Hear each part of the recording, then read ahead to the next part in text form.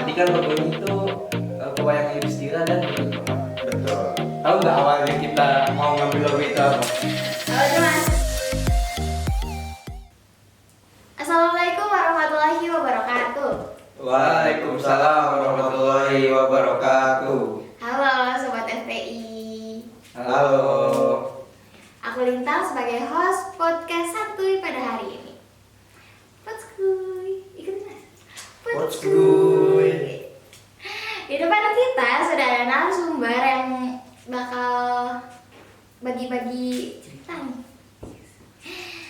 Tapi kita sapa dulu kali ya. Halo Mas Mas. Halo. Gimana nih kabarnya? Alhamdulillah baik. Masih? Sedikit agak kurang baik tapi diusahakan untuk baik-baik saja. Tetap semangat ya. Tetap semangat ya namanya. Tapi lemes banget, belum makan. Ya namanya Belum, juga- masih puasa ya. Masih puasa. Puasa kita tuh. Puasa, alhamdulillah puasa. Alhamdulillah. Oke, mungkin Mas nih bisa perkenalan dulu deh.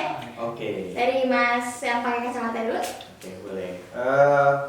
Perkenalkan, nama aku Agus Bayu Laksono dari mahasiswa FTI angkatan 2020 dan alhamdulillah untuk sekarang diamanai sebagai gubernur mahasiswa Fakultas Teknologi Industri tahun 2023. Oke, lanjut ya. Oke, perkenalkan nama aku Sigit Hendriana. Aku mahasiswa FTI angkatan 2020. Di sini alhamdulillah aku diamanai sebagai wakil gubernur mahasiswa FTI. Oke, Mas Afif dan Mas Sigit sebagai gubernur dan wakil gubernur. Tepuk tangan dulu. Oke, aku tanya-tanya sedikit nih, boleh ya? Boleh. Cuman nih. Di BEM FTI periode 2023 sendiri itu sudah ada nama kabinetnya? Alhamdulillah sudah. Sudah. Harus. Kalau boleh tahu namanya apa tuh? Oke, untuk kabinetnya sendiri kita mengambil nama dari beberapa kosakata dari bahasa Sanskerta yaitu Wihasena. Jadi nama kabinet kami ini namanya Kabinet Wihasena. Wihasena, Ya. keren. Biasanya dari nama itu ada arti kan? Artinya itu mungkin ada harapan tersembunyi mungkin. Oh, Itu mungkin pasti. bisa dijelaskan Pasti ya. itu. Boleh. Bisa dijelaskan itu arti Wihasena itu apa? Oke, mungkin di sini aku sedikit menjelaskan ya untuk filosofi nama dari Wihasena. Jadi Wihasena sendiri itu terdiri dari 3 kosakata, Wirasana, Harsa, dan Nawasena. Yang dimana Wirasana ini artinya kesatria, lalu Harsa ini artinya bahagia, dan Nawasena ini artinya masa depan yang cerah dengan harapan. Nah, jadi dari arti nama aja itu udah dilihat kan banyak banget tuh harapan untuk BMFTI kedepannya ini seperti apa gitu kan. Keren. Buat logonya sendiri udah ada? Oh, udah pasti. Wajib itu. Wajib ada. Aku mau tahu nih Mas, logonya apa? Oke. Karena tadi kita mengambil dari filosofi dari Wihasena sendiri, BEM FTI tahun 2023 ini mengambil logo dengan tema perwayangan. Perwayangannya itu kami mengambil dari tokoh Yudhistira, di mana ketika Yudhistira dalam Pandawa 5, beliau ini sebagai pemimpin gitu, sebagai penggeraknya gitu. Harapannya ya bisa menyamai seperti filosofi dari Wihasena yang ada di Wirasana, yaitu seorang kesatria dan seorang penggerak seperti itu. Adapun di atasnya itu ada terdapat ekor merak. Itu melambangkan suatu keindahan ya. Tadi kan dari Mas Sigit sudah dijelaskan gitu. Bahwasannya Harsa dan Wihasena itu artinya adalah sebuah kebahagiaan dan masa depan yang cerah. Nah, itu buntut atau ekor merak itu melambangkan keindahan, di mana dari keindahan itu bisa menghasilkan bahagia dan terlihat juga mungkin melambangkan masa depan yang cerah seperti itu. Ya, tapi sebelum lanjut nih, ada cerita menarik nih di balik terbentuknya sebuah logo yang tadi dijelaskan oleh Mas Apip ya. Tadi kan logonya itu pewayangan Yudhistira dan buntut merak. Betul. Tahu nggak awalnya kita mau ngambil logo itu apa? Apa tuh Mas? Naga. Naga. banyak cerita banget ya Mas Afif. Betul. Kenapa naga? Jadi partner saya ini dulu sangat bersemangat sekali seperti ya ketika menentukan logo. Beliau ini tetap kekeh gitu. Sebelum kami dilantik pun beliau ini sudah menentukan bahwasannya apa sih logo yang pengen diambil gitu kan. Dari Mas Sigit sendiri tetap kekeh naga. Ketika pas saya tanya kenapa kok milih naga, nggak apa-apa biar serem aja kan. Karena naga kuat gitu kan. Terus naga juga melambangkan arti kesucian dan kegelapan gitu. Artinya nanti dari kesucian dan kegelapan ini bisa bersatu dan bisa menjadi benar-benar seutuhnya satu gitu. Melambangkan kayak FTI gitu. Cuman karena ada beberapa pertimbangan dan dari visi misi juga dari kabinet namanya itu lebih menjorok ke yang tadi yaitu pewayangan, Yudhistira dan Engkor Merak. Jadi kami milih logo yang kedua tadi. Karena dilihat dari visi misi juga kan, visi misi juga. Oke, kita juga kan mikir gitu kayak apa ya buat lambang yang cocok gitu kan. Kita udah cari beberapa komponen kan kayak mungkin hewan atau apa gitu kan. Nah, akhirnya dapat kan kita kan waktu itu di mana ya itu lupa aku tempatnya. Pokoknya 1 jam kita mikir buat logo itu. 1 jam tuh kayak blank, kita nggak tahu mau mikir apa, dan pada akhirnya dari Mas Afif nih kepikiran kan. Nah, gimana kalau kita ngambil wayang gitu kan. Nah, akhirnya terpilihlah wayang Yudhistira dan buntut merak tersebut buat melambangkan Nawasenanya seperti itu. Oke. Logonya tuh kalau aku boleh tahu warnanya apa tuh Mas? Warnanya terdapat 3 warna yaitu merah, kuning emas dan oranye. Ada filosofinya itu? Udah pasti ada. Udah pasti ada.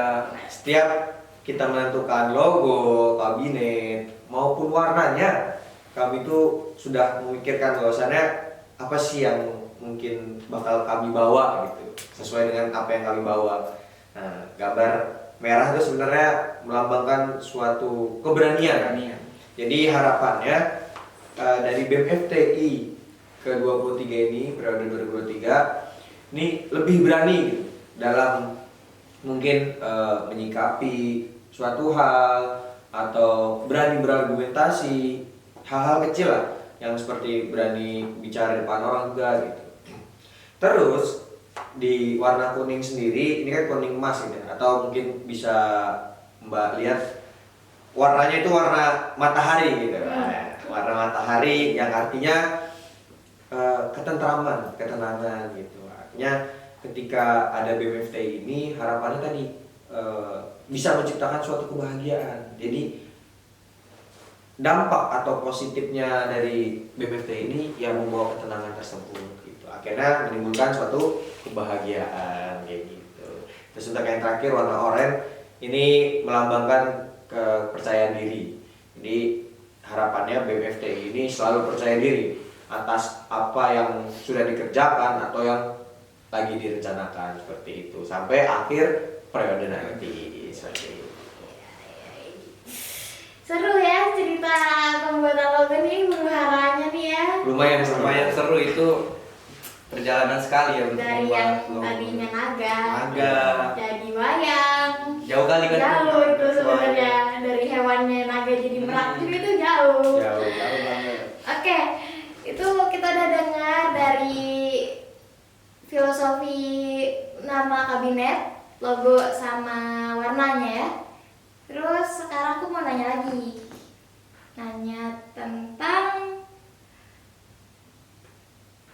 Aku mau nanya tentang visi misi dari BEM FTI Boleh. tahun ini.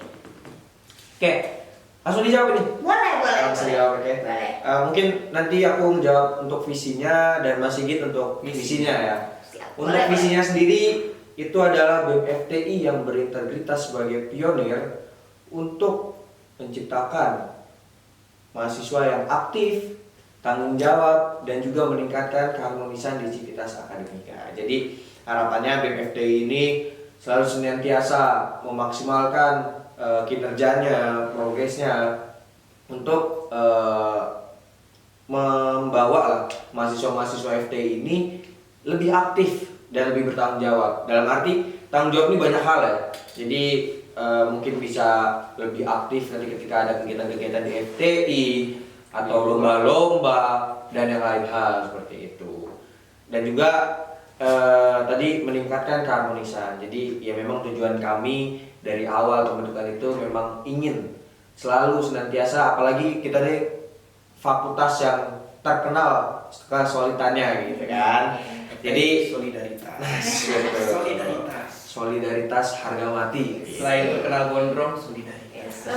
Jadi kami harapnya tuh ya ingin meningkatkan keharmonisan gitu. Artinya harmonis ini harus tetap kita jaga dari tahun ke tahun. Jangan sampai mentang-mentang kita udah lama, mungkin angkatan-angkatan baru juga nih harus mengerti gitu. Bahwasannya keharmonisan kita ini harus dijaga. Entah itu dari kerukunan antar siswa, antar kelas, antar prodi, antar mungkin ormawanya juga yang terlibat di FTI sendiri seperti itu. Makanya tadi ada civitas akademika FTI kan, seperti itu.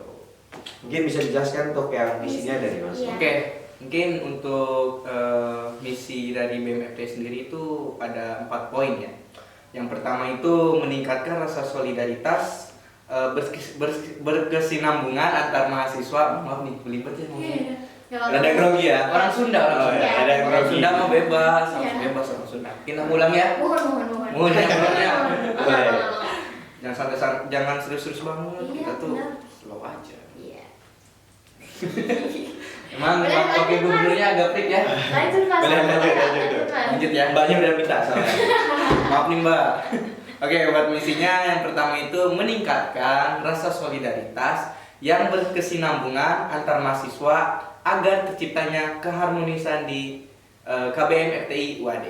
Lalu untuk poin yang kedua, menjadi wadah aspirasi bagi seluruh mahasiswa FTI UAD.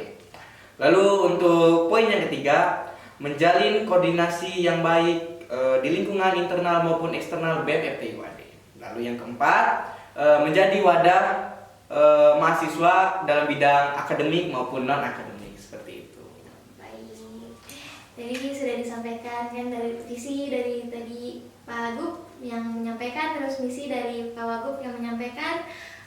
Mungkin dari Sobat FTI juga penasaran di BEM FTI sendiri ini ada departemen apa aja. Terus mungkin ada program kerja unggulannya. Bisa disampaikan? Oke, bisa. Bisa. Ini mau siapa yang jawab nih? Mau nih? Boleh. Ada berapa dibagi dua? Oh, udah ada 8 ya? Oh, 8. Ada 8 berarti 4. Baik, boleh.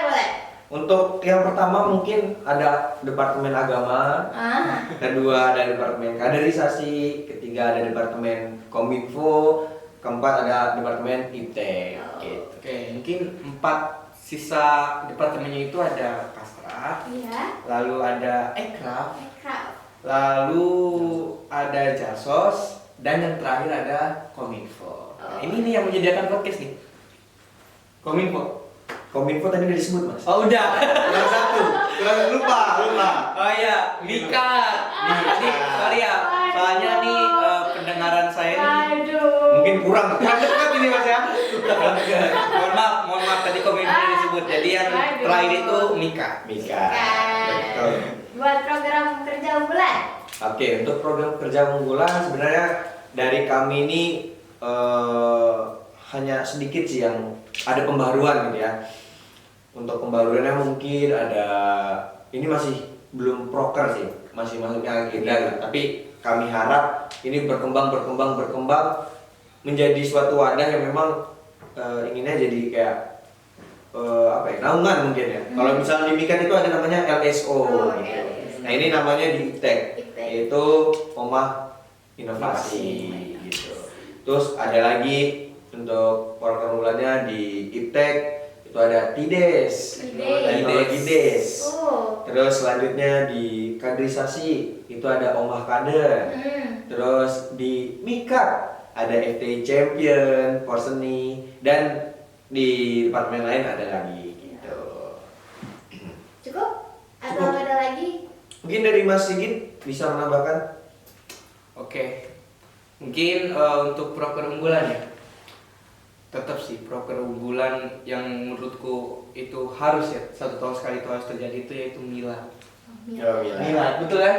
Boleh. Soalnya FTI ini kan terbentuk gitu, kan ada hari jadinya juga gitu. Nah itu proker unggulan banget gitu, dan dari tahun ke tahun pun Milad FTI itu pasti ada gitu. Dan harapannya lah semoga saja untuk Milad FTI yang ke-29 ya Mas Afif. Ke-29 ini bisa lebih meriah dari Milad FTI yang ke-28 yang kemarin gitu ya. Doakan ya netizen. Kita bisa ngundang apa ya? Dewa 19 boleh sih. Dulu ya, boleh. Tapi berhayal dulu. Berhayal dulu, siapa tahu. Siapa tahu. Tapi kan nanti pas pelaksanaan. Gini Mas Afif. Nanti siapa tuh Dewa 19 ini tertarik gitu mengunjungi podcast web gitu kan. Terus lihat di YouTube, namaku dipanggil nih. Nanti datang lah mungkin kok ada pengen main-main gitu ya. Iya. Soalnya ada lantai 10 gedung 10 lantai gitu kan. Iya. Menarik gitu kan di Wadi ini. Oke. Boleh. Tadi Milad itu proker dari departemen apa Mas? Oh oke. Milad itu proker dari pengurus harian. Oh, berarti ada 8 departemen dengan 1 pengurus harian. Oke. Seperti itu. Oke. Nah, lanjut ya Mas. Boleh. Kita ini pertanyaan ini sedikit berat. Ini harus menyiapkan mental dulu ya. Boleh. Nah, diatur dulu untuk menyiapkan mental Nafasnya dulu. harus diatur ini. Boleh. Nafasnya. Mungkin kita bisa curhat sedikit ya. Oke, boleh. Apa tuh?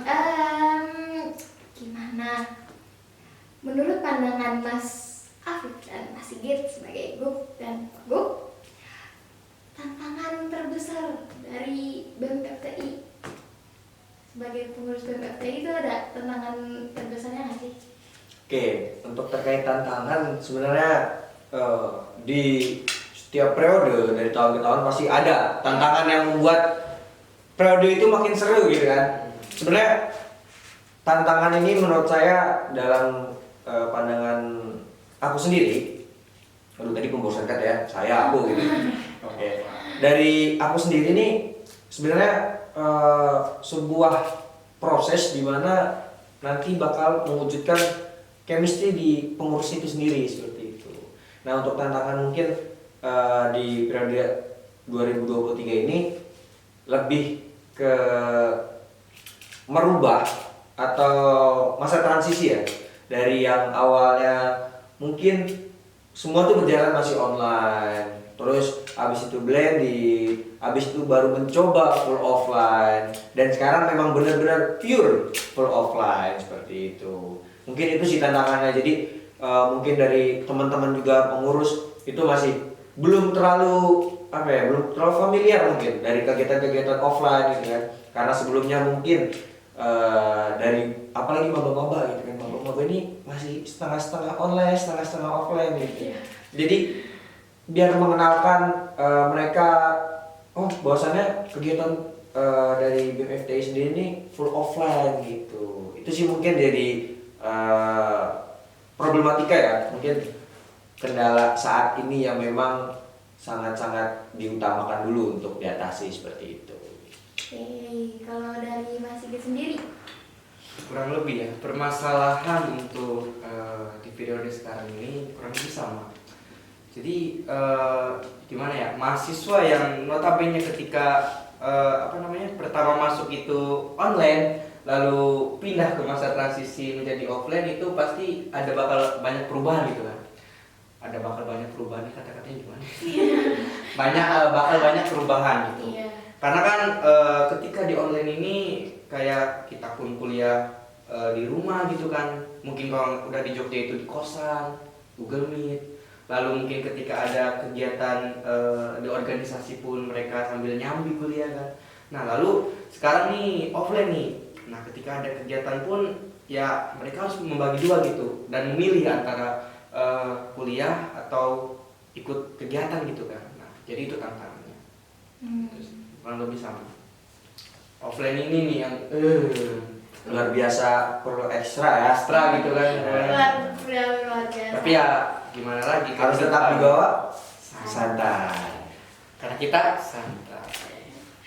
Emang tantangannya ini berat banget kayaknya ya. Tapi semoga tantangan-tantangan yang udah disebutkan tadi bisa ya terlaksana. Oke, amin. Teringankan lah ya. Amin. Ya, amin. Fighting. Harus. Oke, pertanyaan menarik selanjutnya. Ini sangat menarik nih. Bagaimana cara mengatur waktu dari Pak Gup dan Pak Wagub antara istirahat, kuliah, dan organisasi? Ini luar biasa banget ya. Aku dibuka ini. Pertanyaan yang luar biasa gitu ya. Dan saya pun menjawab nih perlu berpikir 2-3 kali gitu ya. Kalau 2 kali, 3 kali berarti 6. Benar, 2 kali 3, 6 betul. Oh, iya. Oke, mungkin dari Mas Sigit dulu ya. Boleh, dan Bagus nih ya. idea. Ya. Karena cerita menarik ya dari. Iya, boleh. Cerita-cerita. Cara membaginya, aku nih tipikal orang tidur itu jam 5 pagi. Jam 5 pagi, bangun jam 12 siang gitu. Jadi aku sengaja ketika memilih KRS itu aku mengambil jam-jam di sore hari.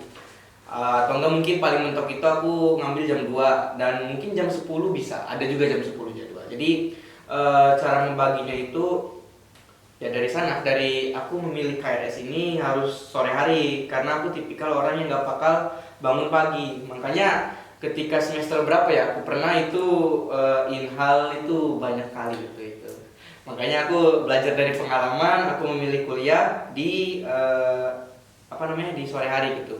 Dan untuk di organisasi biasanya kita itu kegiatan itu di sore hari ya Mas Afif, di sore hari menjelang ke malam hari. Nah mungkin di sana tuh kegiatan organisasinya itu di malam hari, kuliah di sore hari dan tidur di pagi hari seperti itu. Contohnya tidak baik sebenarnya ya. Ini contoh yang ada baik, jangan ditiru. Pembagian tadi ya, pembagian tidur, Organisasi di malam hari, ya sore hari. Kesehatan dulu Mas. Soalnya aku ini tipikal orang gimana ya? Kalau tidur ini udah kayak nggak bisa diganggu gugat, alarm pun kalau ada palu ketok gitu. Oh, kebo. Iya. Kayak makan bobo. Kayak bobo. Nah. Nih, tadi kan dari aku udah nih. Mungkin Iya, mungkin tadi lebih menarik nih dari Pak Guru nih. Oke. Bagian itu nih. Aduh. Sebenarnya sama aja. Sampai tidur pagi. Enggak. Sebenarnya sama aja ketika dibilang untuk mengatur waktu, ya ini sebenarnya dari aku pun masih belajar gitu kan. Iya. Gimana sih untuk mengatur waktu yang efisien gitu kan. Cuman dari aku sendiri untuk mengatur waktu sendiri itu nggak terlalu ribet sih.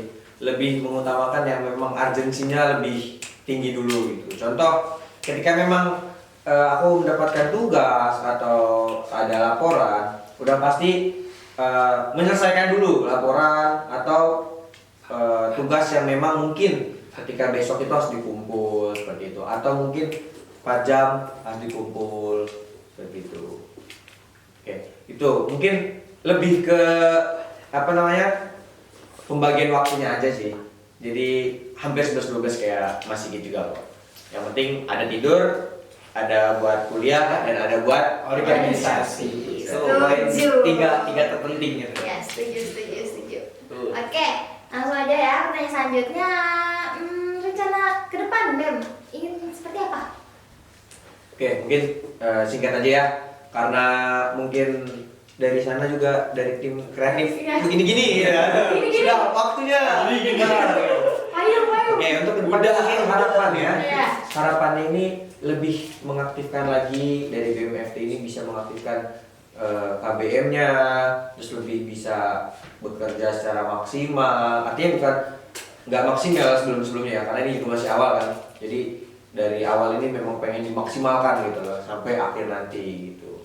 Dan mungkin ada tambah-tambahan dampak positif, yaitu memang diharapkan kami gitu kan, tapi ada target-target yang mungkin tadi udah aku sebut itu sebagai target awal kami lah untuk kedepannya seperti itu.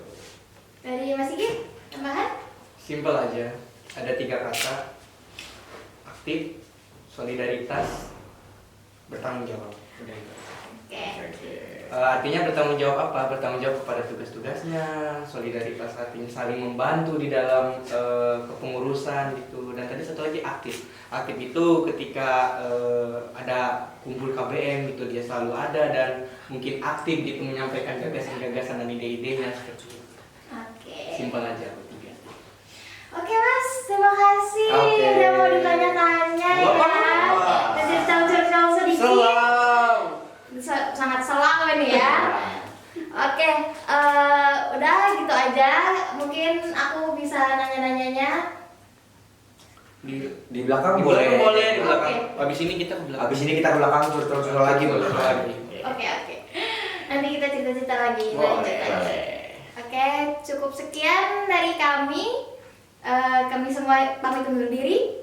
Wassalamualaikum warahmatullahi wabarakatuh. Bye. Bye.